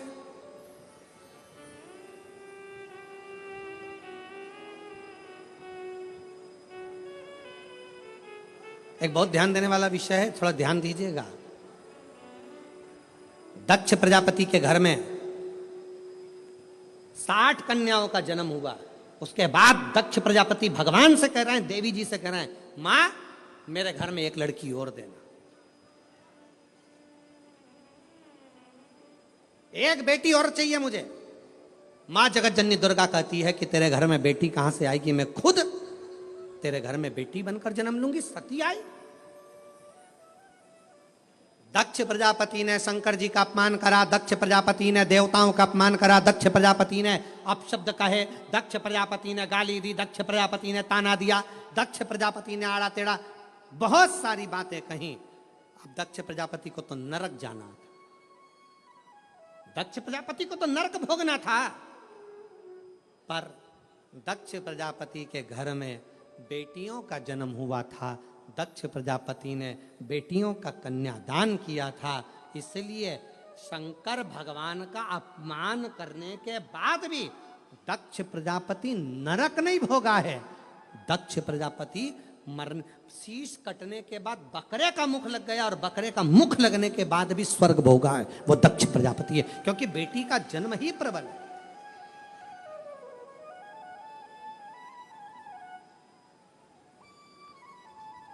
महाराज,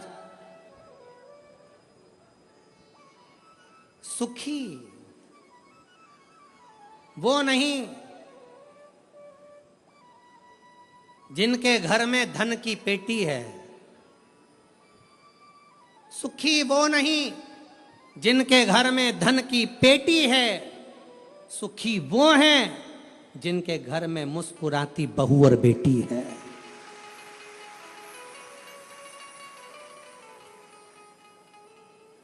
जिनके घर की बहुओं के चेहरे पर प्रसन्नता हो, जिनके घर की बेटियों के चेहरे पर मुस्कुराहट हो, समझ लेना कि उस घर में भले धन ना हो पर वो शंकर की कृपा उसके घर में सदा बनी हुई है, सदा।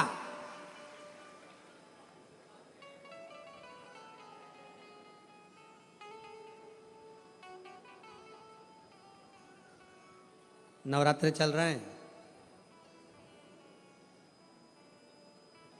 माँ जगत जननी जगदम्बा से प्रार्थना करा करो कि तू मेरे घर में एक बार जरूर आना। माँ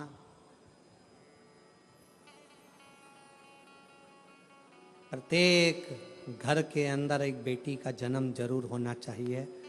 माँ और बाप को दूसरा जन्म नहीं लेना पड़ेगा, वो भगवान शंकर के धाम में खूब आनंद के साथ कैलाश पर बैकुंठ में स्वर्ग के सिंहासन पर बैठेगा, स्वर्ग सिंहासन।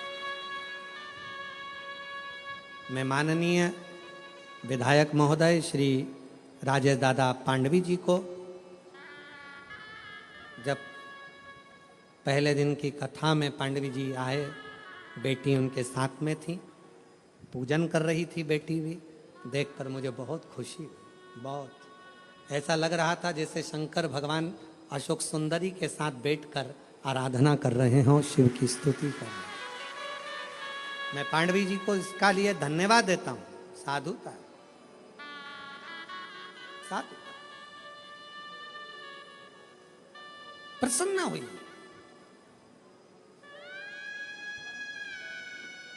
बेटे के जन्म पर जितने नगाड़े बजवाते हो उससे दुगना नगाड़ा बेटी के जन्म पर बजवाना। क्यों? बेटे का जन्म हुआ है तो दूसरी बार जन्म तुम्हें पृथ्वी पर लेना पड़ेगा, वापिस आना पड़ेगा, और अपना कर्म का भोग भोगना पड़ेगा, फिर जन्म लेना पड़ेगा। पर घर में अगर एक बेटी का भी जन्म हो गया तो दूसरी बार जन्म नहीं लेना पड़ेगा। इसलिए ज्यादा नगाड़े बजवाना कि अब मेरा आखिरी जन्म है, अब जन्म नहीं लूंगी। अगर बेटी का घर में जन्म हो गया तो अब जन्म नहीं लूंगी। बहारो फूल बरसा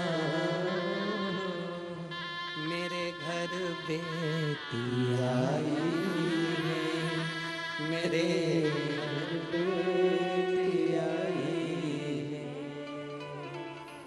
फिर से जन्म नहीं पाऊं, मेरे घर बेटी आई है, मेरे घर बेटी आई है। हिमालय राज के घर में जब पार्वती जी का जन्म हुआ, कहते हैं दुनिया के यहाँ पर जन्मदिन की पार्टी एक दिन की होती हो, दुनिया के यहाँ जन्मदिन की पार्टी 2 दिन की होती हो, 2 महीने की होती हो, 4 महीने की होती हो, हर साल जन्मदिन पे होती हो।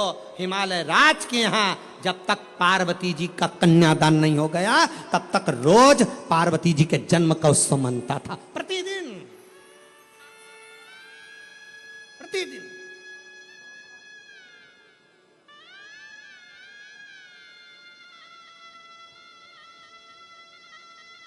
पार्वती जी के जन्म का उत्सव रोज मनता था हिमालय राज के घर, रोज।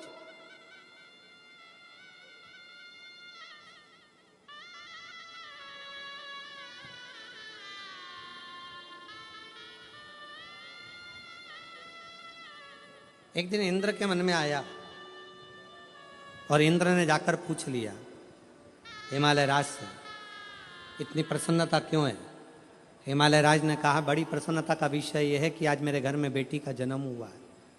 तो बेटी तो तुम्हारी 7 वर्ष की हो गई, जन्मदिन तो जब जन्म हुआ था तब मनाना था, तुम तो रोज जन्मदिन मनाते हो बेटी का, रोज जन्मदिन, प्रतिदिन।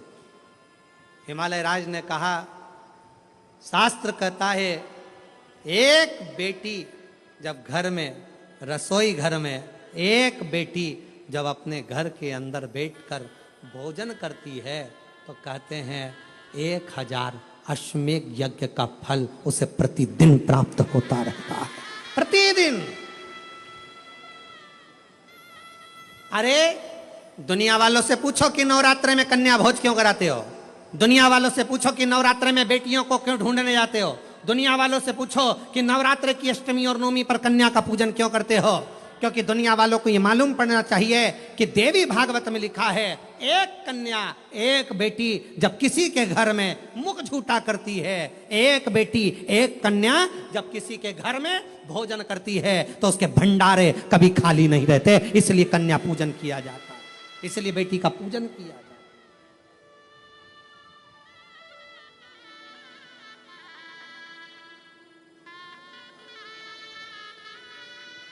और आज के जमाने में लोग मंदिर में जाकर भगवान से कहते हैं, भगवान, ओ भगवान, हमारे घर में एक बेटा दे दो, एक बेटा।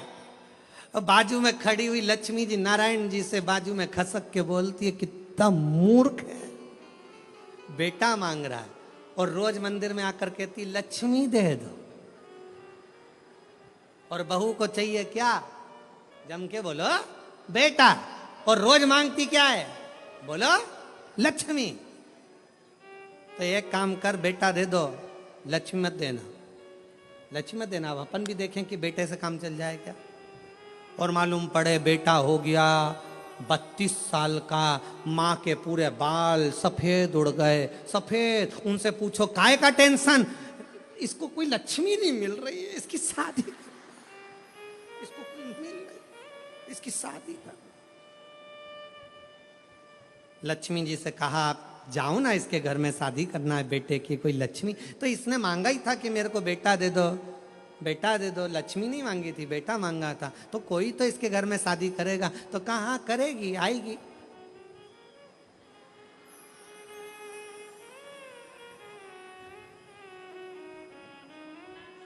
आएगी पावागढ़ वाली आएगी।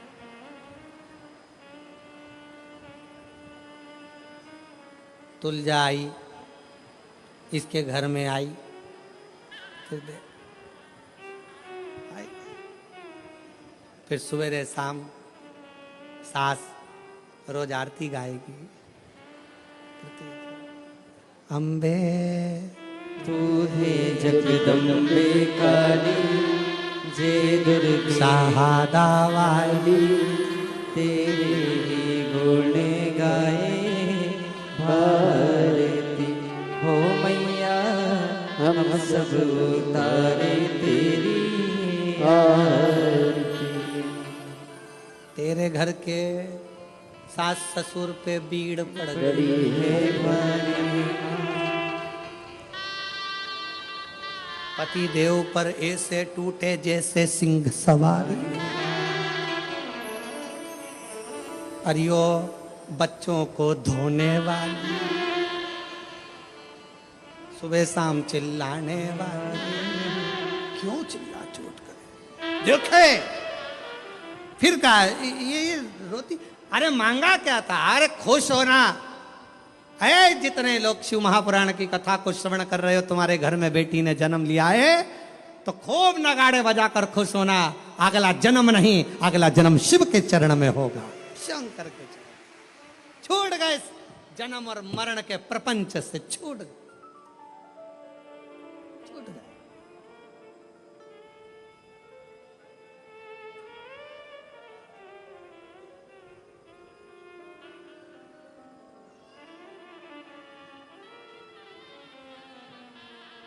छूट गए, जन्म और मरण के प्रपंच से छुटकारा मिल गया। बेटी बेटी बेटी।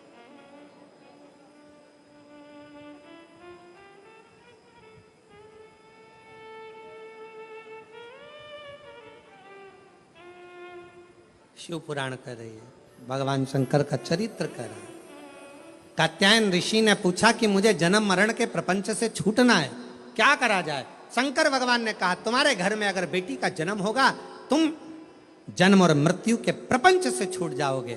स्कंद पुराण का नागर खंड कहता है, कात्यायन ऋषि ने मां पार्वती जी से कहा, अब कुछ भी हो, मेरे घर में अगर बेटी का जन्म हो तो निवेदन है मां दुर्गा, हे मां आद्यशक्ति, हे मां भवानी, हे मां पार्वती, आप मेरे घर में बेटी के रूप में जन्म लो। और कात्यायन ऋषि के घर में मां कात्यायनी के रूप में जन्म हो गया। कात्यायनी,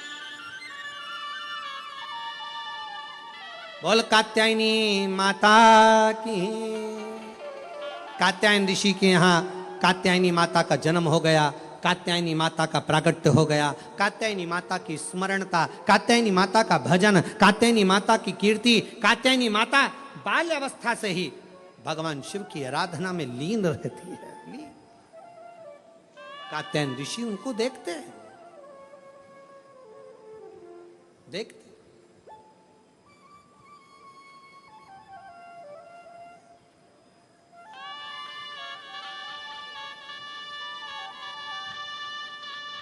और जब कहते हैं महिषासुर का वध करने वाली भी वही कात्यायनी है, वही कात्यायनी।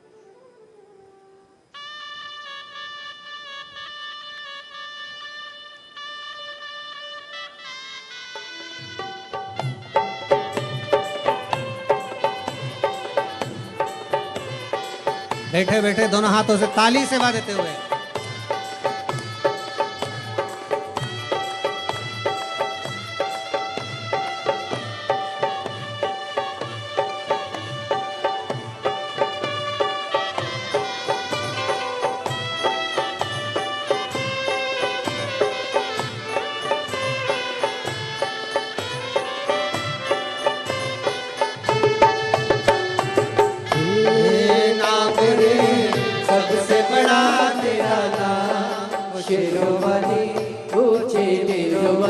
बिगड़े बना दे काम नाम रे, नाम रे सबसे बड़ा तेरा नाम। ओ शेरों वाली, दोनों हाथों से शेरों वाली, बिगड़े बना दे मेरे काम नाम रे।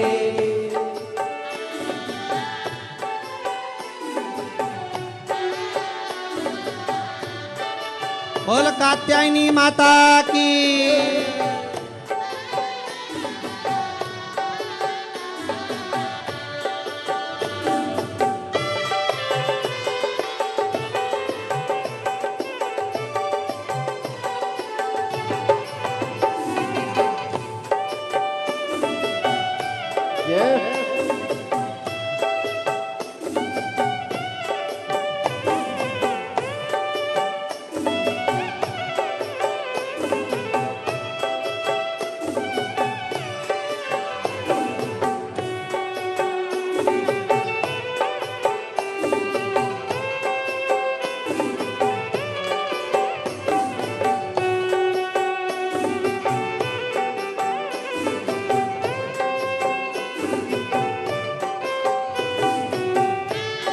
कठिन पले ऐसी घड़ी है विपदा आने पड़ी है, तू ही दिखावे रास्ता ये दुनिया रास्ता रोके खड़ी।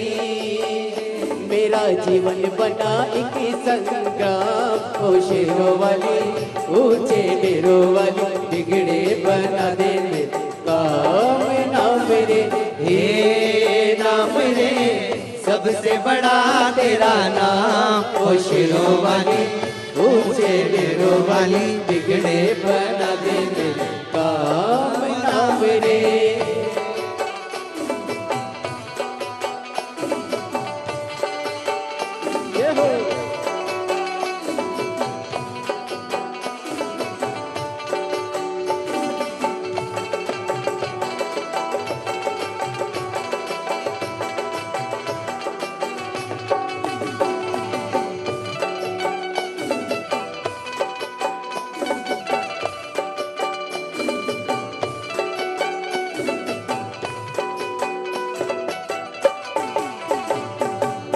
भक्तों को दुष्टों से छुड़ाए, बुझती ज्योति जगाए। जिसका नहीं है कोई जगत में तो उसकी बन जाए। तीनों लोग करे तो है प्रणाम, ओ शेरों वाली ऊंचे डेरों वाली बिगड़े बना दे मेरे काम नाम रे। हे नाम रे सबसे बड़ा तेरा नाम, ओ शेरों वाली ऊंचे डेरों वाली बिगड़े बना दे मेरे काम नाम रे।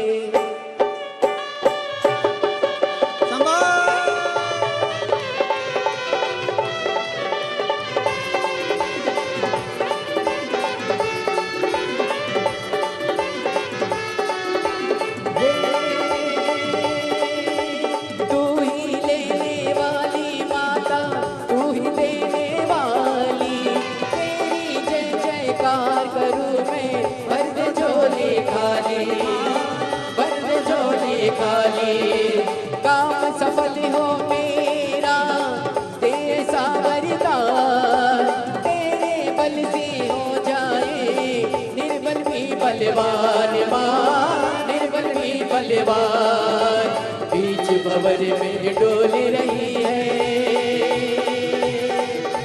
पार लगा दे नैया। जय जगदम्बे अष्ट भवानी अम्बे गौरी मैया मां, अम्बे गौरी मैया मां, अम्बे गौरी मैया। हे नाम सबसे बड़ा तेरा नाम, ओ शेरों वाली ऊंचे डेरों वाली बिगड़े बना दे मेरे काम नाम रे। हे नाम रे सबसे बड़ा तेरा नाम, ओ शेरों वाली ऊंचे डेरों वाली बिगड़े बना दे मेरे काम नाम रे। हार हार बोल कात्यायनी माता की। अपने स्थान पर बैठकर भगवान शिव जी से अपने मन का भाव बड़े आनंद के साथ हृदय से दिल से प्रार्थना करिए। जहाँ जगह मिले वहाँ बैठकर बाबा को अपने मन का भाव हृदय से प्रार्थना।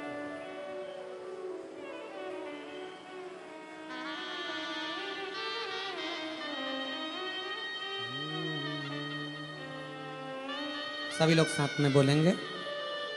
आज नवरात्रे में कात्यायनी माता का दिन भी है और कथा भी कात्यायनी माता की आई है। और शिव महापुराण का यह पवित्र कथा का आज तीसरा दिवस है। 2 दिवसीय कथा हो रही है। कल कथा का चतुर्थ दिवस, मतलब कल क्या रहेगी कथा की? जम के बोलो जरा, शिवरात्रि। और परसों की कथा सुबह 8 बजे से 11 बजे तक हो जाएगी। कथा विराम होने के लिए परसों का दिन सुबह 11 बजे विराम की ओर चलेंगे। ये कथा 1 तारीख से 5 तारीख तक रही है। 11 अप्रैल से 17 अप्रैल तक रतनगढ़ राजस्थान में 1 बजे से 4 बजे तक शिव महापुराण की कथा रहेगी।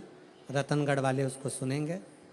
उसी रतनगढ़ के समय पर 11 तारीख से जो कथा चालू हो रही है, उसी में एक दिन 11 अप्रैल को ही ये कथा जो है 1 बजे से 4 बजे तक रहेगी। तो 11 अप्रैल को ही शाम को 6:30 बजे शीतलकुंड बालाजी, डीडवाना राजस्थान। डीडवाना राजस्थान वालों को मैं बधाई दूंगा कि एक दिन परम पूज्य 1008 संत श्री विष्णु प्रपन्नाचार्य जी महाराज के आशीर्वाद से आपको 1 घंटे की शिव चर्चा डीडवाना वालों को करने के लिए राजस्थान में 11 तारीख को शाम को 6:30 बजे से 7:30 बजे तक शिव चर्चा करने का मौका डीडवाना राजस्थान वालों को एक दिन का 11 अप्रैल का प्राप्त हुआ है। रतनगढ़ में जो कथा है वो 11 अप्रैल से 17 अप्रैल तक चलेगी। उसके बाद में 21 अप्रैल से 27 अप्रैल तक सिंगेश्वर बिहार में रहेगी। फिर 1 मई से 7 मई जयपुर में रहेगी। फिर 11 मई से झारखंड में कथा रहेगी। और फिर 21 से 27 मई तक निरंकारी मैदान बुराड़ी दिल्ली में शिव महापुराण की कथा रहेगी। ऐसे कथाओं का क्रम है। बड़े आनंद के साथ आप और हम श्रवण करेंगे। दिल से बाबा को अपने मन का भाव कहिए। सभी लोग साथ में बोलेंगे।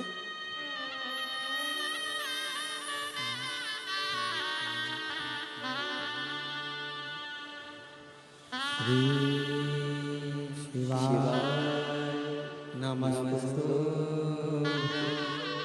श्री शिवाय नमस्तु। श्री शिवाय नमस्तु। श्री शिवाय नमस्तु। श्री शिवाय नमस्तु। भोला सब दुख काटो हमारा। ओ भोला सब दुख काटो हमारा। शिव शंकर जपो तेरी माला। भोले बाबा जपो तेरी माला। भोला सब दुख काटो हमारा। ओ भोला सब दुख काटो हमारा। वेश है मंगल मंगलकारी। वेश है मंगल मंगलकारी। शमशान वासी हमारा। शमशान वासी हमारा। भोला सब दुख काटो हमारा। ओ भोला सब दुख काटो हमारा।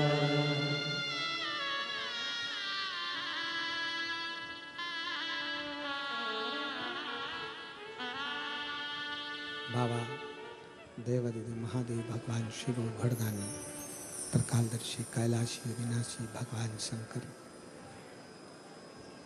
त्रिपुंडधारी त्रिलोकी के नाथ कात्यायन ऋषि को माँ पार्वती कात्यायनी बनकर प्रकट हुई।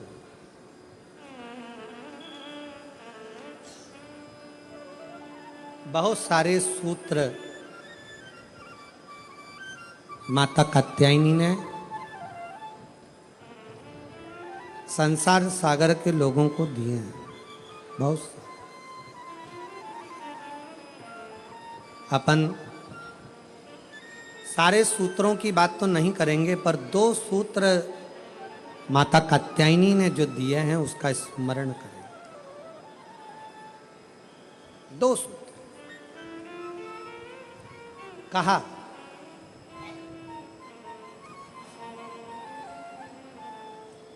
माता कात्यायनी ने कहा कात्यायन बाबा से, पिताजी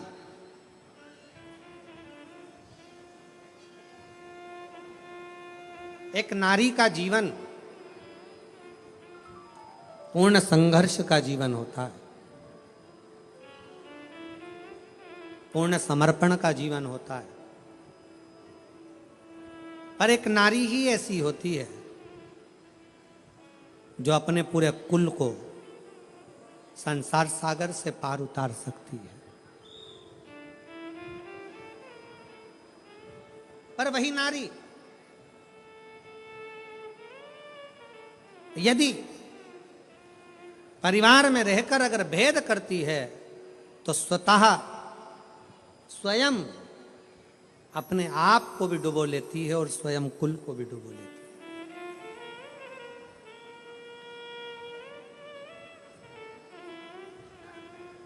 ध्यान देना, तुम्हारे घर में अगर 4 बहुएं हैं, 5 बहुएं हैं, 3 बहुएं हैं, 2 बहुएं हैं, 6 बहुएं हैं, सास का सबसे बड़ा कर्तव्य होना चाहिए कि इन बहुओं में कोई भेद नहीं होना चाहिए।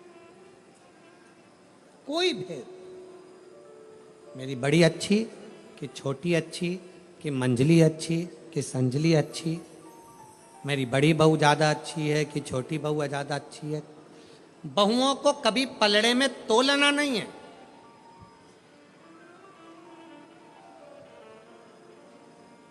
जिस घर की सास बहुओं को पलड़े में तोल लेती है कि मेरी ये अच्छी है कि ये बुरी है, कि ये अच्छी कि वो बुरी, उस सास का बुढ़ापा आखिरी में रोते रोते निकलता है। कभी मत तो